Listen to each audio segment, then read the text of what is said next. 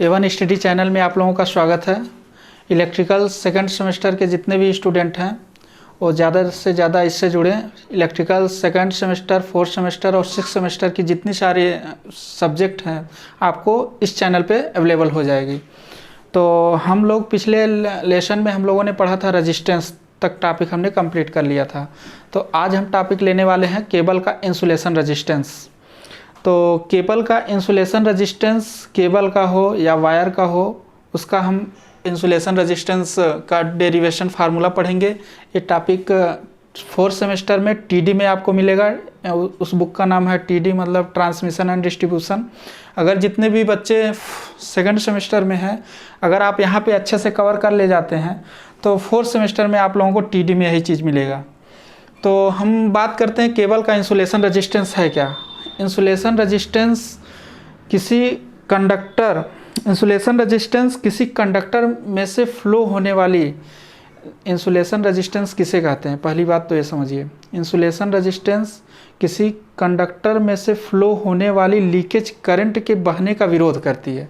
जैसे insulation resistance का मतलब ये हुआ, जैसे हमने एक तार लिया, छोटा सा लिया है, आप लोगों को कैमरे में दिख रहा होगा।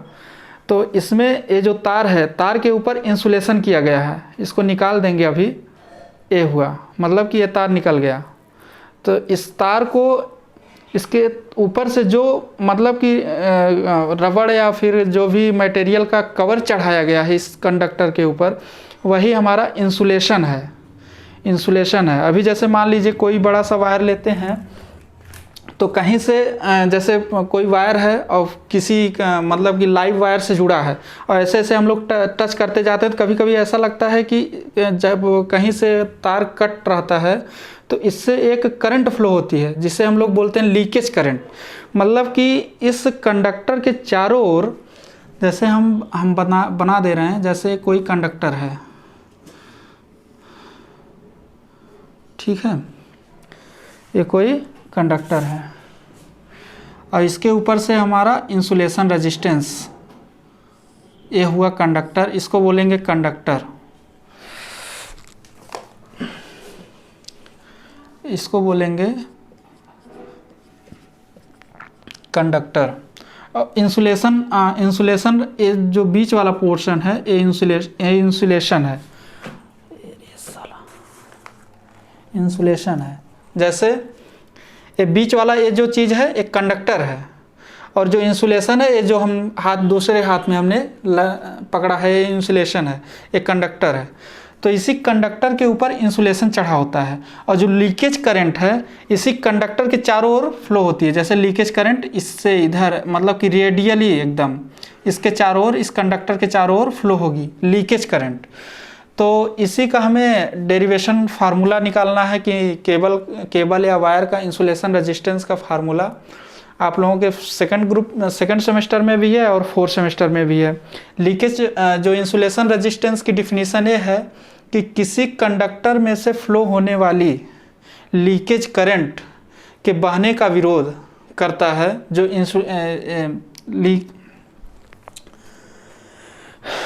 इंसुलेशन रेजिस्टेंस जो होता है, जो ये इंसुलेशन रेजिस्टेंस है, किसी कंडक्टर में से फ्लो होने वाली लीकेज करंट के बहने का विरोध करती है, वही हो गया इंसुलेशन रेजिस्टेंस। तो एक हम यहाँ पे फार्मूला ड्राइव करने के लिए एक फिगर बनाते हैं। मान लेते हैं कि ये कोई कंडक्टर है जिसका रेडियस स्मॉल r है, और फिर एक इसके ऊपर से जो इंसुलेशन किया गया है इसको हम बना दे रहे हैं, मान लेते हैं यहाँ से। और फिर इस इंसुलेशन रेजिस्टेंस का हमें अगर फार्मूला ड्राइव करना है तो यहाँ से एक छोटा सा एक x मीटर की दूरी पर एक स्मॉल dx मोटाई का एक सर्कल बनाएंगे। एक ध्यान से देखिए, बारीकी चीज़ है जो समझने वाला। और ऐसे ही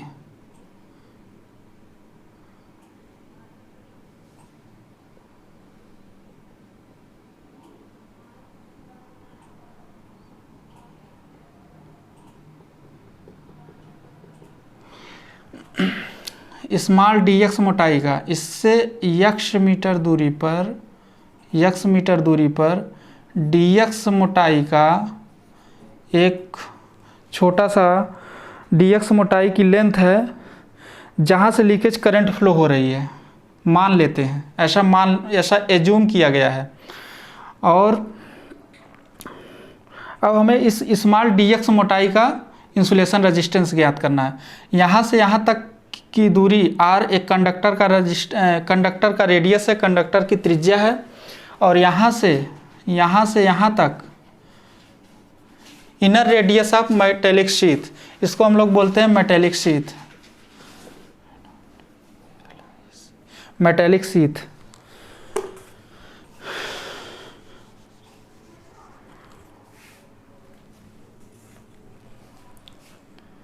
इसको बोलेंगे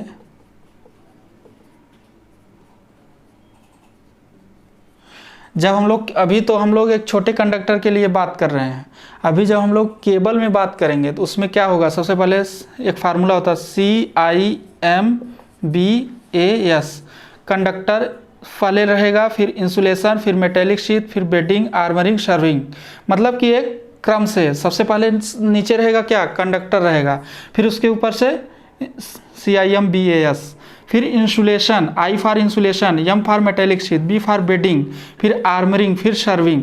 ये उसका कंडक्टर के ऊपर से जब कोई केबल हम लोग किसी अंडरग्राउंड से ले जाते हैं तो इतनी सारी परतें, उसके ऊपर कई परतों का लेयर होता है उस केबल के ऊपर। तो ये तो एक केबल हो गया, केबल में तीन करोड़ का केबल हो सकता है, सिंगल करोड़ का केबल हो सकता है, तो हम लोग सिंगल करोड़ के केबल की बात करते हैं।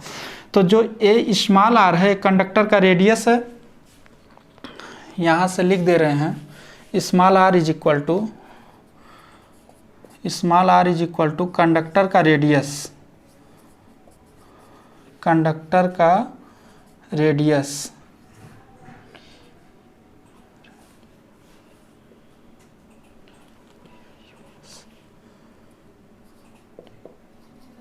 कंडक्टर का रेडियस, और जो कैपिटल आर है inner radius of metallic sheath,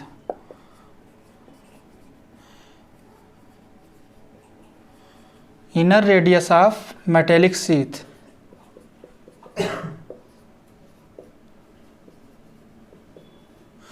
और ये देखिए कंडक्टर का ये लेंथ हो गया, कंडक्टर का लेंथ का मतलब कि लंबाई, एक कंडक्टर की लंबाई हो गई।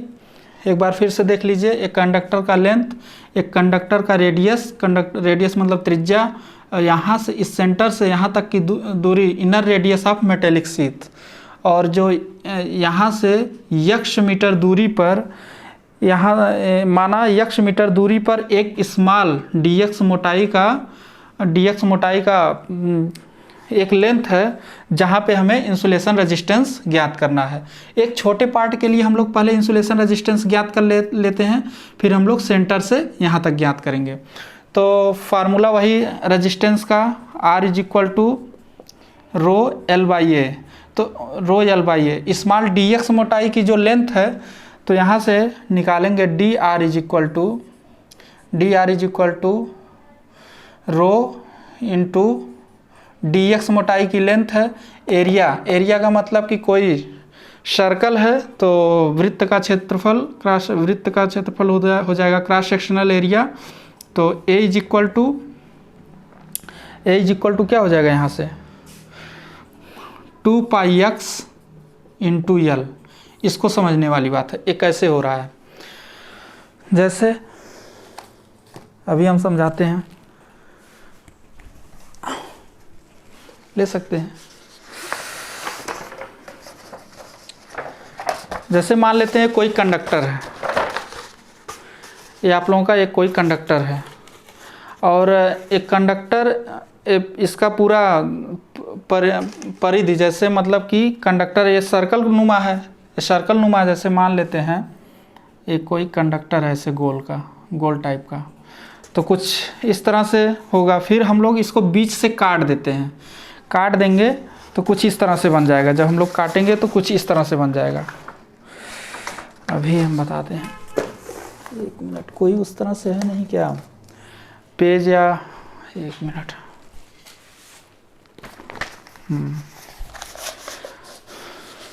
जैसे एक कंडक्टर है, अब हमने इसको बीच से काट दिया, यहाँ से हम काटेंगे तो ए अलग हो जाएगा, ऐसे था और बीच से काटेंगे तो ऐसे हो जाएगा, मतलब कि कुछ इस तरह से हो जाएगा, इस तरह से हो जाएगा।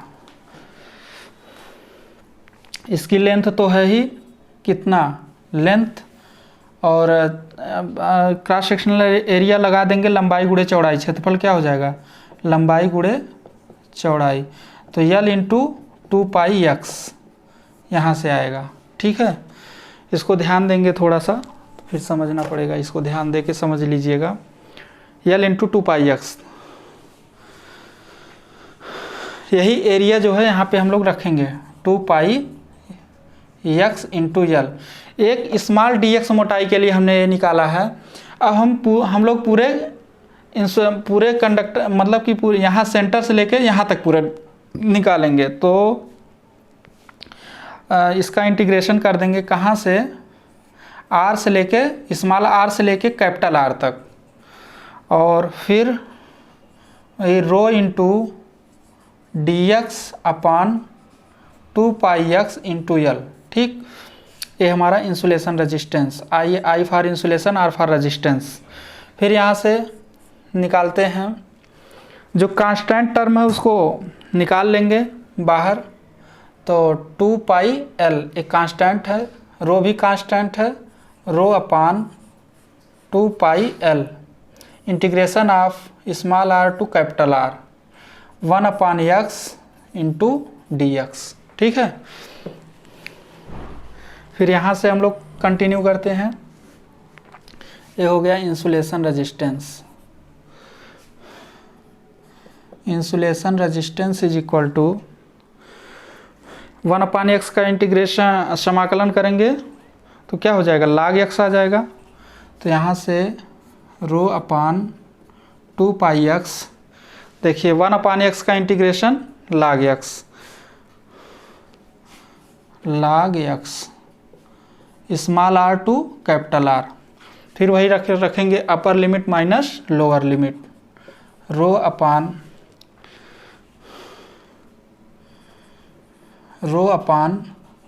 2πx log upper limit minus lower limit. ठीक, और यहाँ से हम लोग फार्मूला लगाएंगे log m minus log n। एक फार्मूला होता है लघुगणक में, हम लोग पढ़ते हैं log m upon n is equal to log m minus log n। ठीक, ये फार्मूला लगाएंगे तो हम लोगों का यहाँ से आ जाएगा रो अपान 2π, x यहाँ पे नहीं होगा, सॉरी, यहाँ पे यल होगा, 2πl, यहाँ पे 2πl, यहाँ भी 2πl, यहाँ भी 2πl, और यहाँ भी 2πl होगा। यहाँ पे हो जाएगा log capital R upon small r, log m upon n is equal to log m minus log n। E base पे, किस बेस पे, ई बेस पे निकाला गया है। ये हमारा इंसुलेशन रेजिस्टेंस हो गया। फिर उसके बाद जब हम लोग 10 बेस पे इसी फार्मूले को निकालेंगे तो यहाँ से हो जाएगा 2.303 अपान में 2πl into rho log 10 base capital R upon small r। ये इंसुलेशन रेजिस्टेंस का फार्मूला हो गया। ये दोनों इंसुलेशन रेजिस्टेंस के फार्मूले हैं, एक log E बेस पे है और एक log 10 बेस पे है। दोनों फार्मूले सेम है, यहाँ पे E लग गया है, यहाँ पे 10 लग गया है बस, और यहाँ पे 2.303 10 बेस पे जब निकालेंगे तो इतना आएगा। ये तो हो गया फार्मूले का डेरिवेशन। आप लोग अगर इसको स्क्रीनशॉट लेना चाहते हैं तो स्क्रीनशॉट ले लीजिए, और इसमें कुछ टर्म बता देते हैं कि इंसुलेशन रेजिस्टेंस किस पे डिपेंड करता है। एक बार स्क्रीनशॉट ले लीजिए सभी लोग। हम लोग इंसुलेशन रेजिस्टेंस किस पे डिपेंड करता है इसकी चर्चा करते हैं।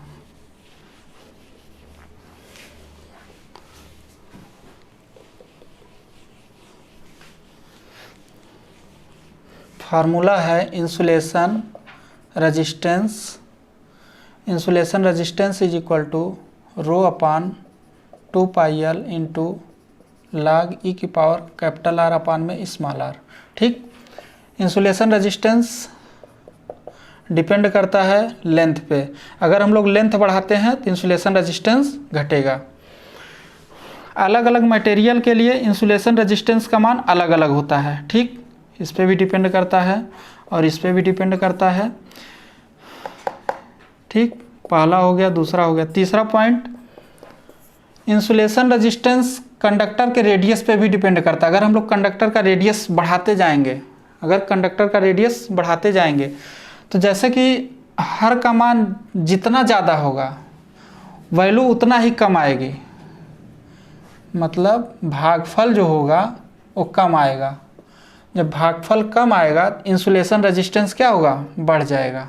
एक टर्म में ध्यान दीजिएगा कि अगर हम लोग रेडियस बढ़ाते हैं तो कंडक्टर का इंसुलेशन रेजिस्टेंस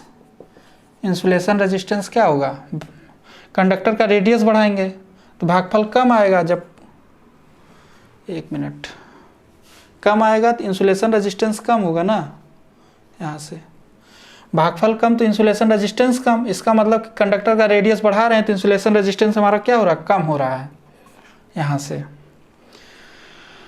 अगर हम लोग metallic sheath, inner radius of metallic sheath बढ़ाते हैं, कैपिटल आर को बढ़ाते हैं तो इंसुलेशन रेजिस्टेंस हमारा क्या होगा, बढ़ेगा, ठीक। ये तो 3-4 कंडीशन था, हमने बता दिया। और इंसुलेशन रेजिस्टेंस को हम लोग मेगर से नापते हैं। इंसुलेशन रेजिस्टेंस को अगर हमें किसी कंडक्टर का नापना है, किसी कंडक्टर नहीं, केबल की चर्चा करेंगे हम लोग, तो केबल का इंसुलेशन रेजिस्टेंस नापना है तो हम लोग मेगर से नापेंगे। अगर मेगर क्या है, किस चिड़िया का नाम है मेगर, आप लोग यूट्यूब पे सर्च मारिए मेगर तो खुद पता चल जाएगा। मेगर से हम लोग हाई रेजिस्टेंस नापते हैं। हाई रेजिस्टेंस किसको कहते हैं, ये सब एक इसका अलग बुक ही है पूरी, EIM में हम लोग पढ़ेंगे low resistance, medium resistance, high resistance. तो ये पूरा टॉपिक जो था इंसुलेशन रेजिस्टेंस के बारे में, ठीक। और खूब सारा प्यार दीजिए इस चैनल को, और thank you. A1 study channel को आप लोग सब्सक्राइब करिए, लाइक करिए, शेयर करिए, खूब सारा प्यार दीजिए इस पे। Thank you.